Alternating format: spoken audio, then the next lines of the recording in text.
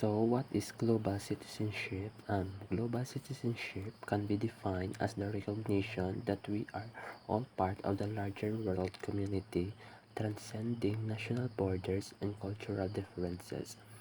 It involves understanding and respect diversity, perspective, promoting social justice, and taking responsibility for the well-being of people and the planet.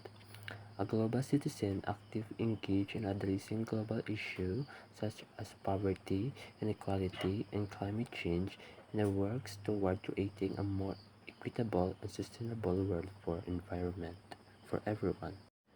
So, ang global citizenship, importante ni sa aton panahon subong kay ini nagatingwa nga palaparon ang aton panan-aw kag responsibilidad bilang mga pamuluyo sa aton lugar o sa aton kalibutan.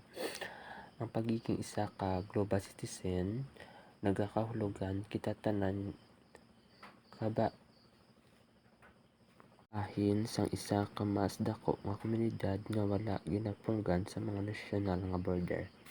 Importante ang paghangop kag pagrespeto sa lain nga panan-aw para sa makabuo ta sang isa ka makatarungan kag maayong nga syudad. Even sa poverty, dapat ang aton mga government ma-provide gid sang insakto kag dapat tingwaan nila masob ang ini nga mga issue sa aton nga country. Tapos inequality naman dapat tanan patas lang, even may kwarta ka or wala dapat pamatian ka. Ethical obligation of global citizenship. First, respect for diversity. Acknowledging and valuing the differences in cultures, beliefs, and practices among the people around the world. So respect for diversity is the understanding that all people are equal and have their own unique differences. And it involves actively promoting their equal worth. So, ginambal sa respect for diversity nga tananta is equal kag may kinalain-lain. Why sa sa may mas labaw, mas taas, we're all equal. The second one is social responsibility. Taking action to support and uplift marginalized communities, advocating for human rights, and contributing to social justice initiative. So, ang social responsibility is showing concern for the consequences of a person or institution acts as they affect interest of other people and the environment. So, ang sa may social responsibility is daw focus na siya sa aton nga society, and ang mabenefit ni sang social responsibility tagid is our society and aton nga environment. So, that's it. The next is environmental stewardship, recognizing the impact of our actions on the environment and making choices that promote sustainability and protect the planet for future generation.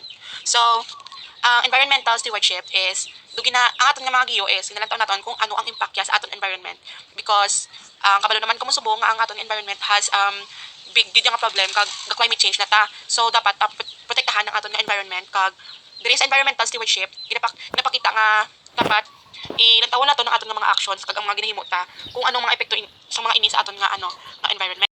Active participation, engaging in local and global issues whether through volunteering, advocacy, or supporting policies that promotes global well-being.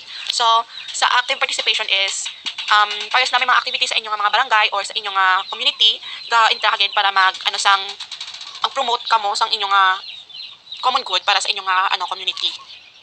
So the last one is empathy and solidarity. Understanding the struggles of others and standing in solidarity with those facing injustice or hardship regardless of geographical distance. So, ginahambal natin sa empathy and solidarity nga dapat gina-exchange tagid kung ano ang ginapangabulian sa iban kag kung ano ang ilang kabudlayan, which is buligan ta sila dapat kay that means solidarity para mag-unite and dapat magbuligay kita para sa aton community nga mag-uswag. Challenge of achieving global citizenship. Nationalism. Excessive nationalism can lead to isolationism and disregard for global concepts. So, naman ta nationalism is identities the nation as the central form of community and elevates it to object of supreme or reality. So may ara ka ginatawag nga ano kabala makabansa or dula may loyalty ka sa imong nation or imong bansa. Inequality. Global inequalities create power imbalance and hinder cooperation. So magamba naman ta inequality, the state of not being equal especially in status, rights, and opportunities. So magamba naman ta inequality are example bala sa mga LGBT. So hindi sila Becoming pantay-pantay an na active bala global sa ilahaw. citizen. So hindi ibando hindi sila Stay informed. balabaton sa mga Engage with isang reliable community. sources of information Dapat about global issue and events. So, So magamba naman ta stay informed. So kinahanglan ta maging aktibo bilang isa ka pumuluyo. Importante sa ato na panahon sa na maging active kita. Una, importante ang stay kita updated kag kinahanglan nga connected kita sa mga saligan nga site plus ang impormasyon agod nga maintindihan naton ang mga issue kag mga hitabo sa kalibutan. Sa paagi sini mas mangin pag kita preparado kita para sa pagatubang sa mga challenge or mga hamon sa aton mga palibot. Support organization.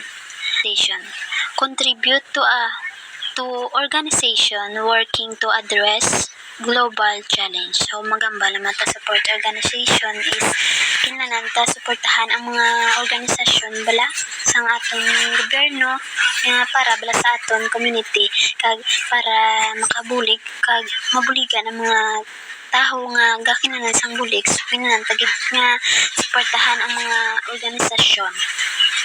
Act locally. Make conscious choices in your daily life. Promote sustainability and inclusivity. So magamba naman ta act locally is kinahanglan ta manging aktibo or manging aktibo nga pumuluyo or mamamayan bala para matugunan ang mga issue sa aton nga ang bansa or aton nga country para sa ikamaayo kag para sa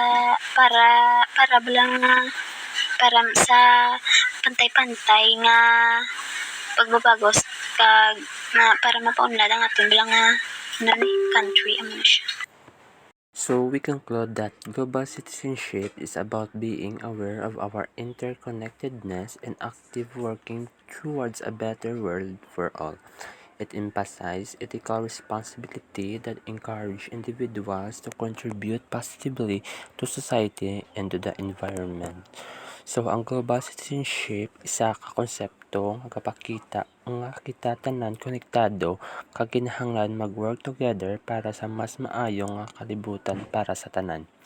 Kinapakita yaman ni ang mga ethical responsibilidad naton bilang mga individual nga mahatag sang positibo nga kontribusyon sa aton syudad ug sa atong kalikasan. Buot silingon nga kinahanglan kita maging aware sa mga issue sa bilog nga kalibutan kag ma-aware man ta sa mga epekto sang aton mga ginobra kag paghimo sa mga tikang upang mapanatili ang makapantay-pantay at katarungan para sa lahat.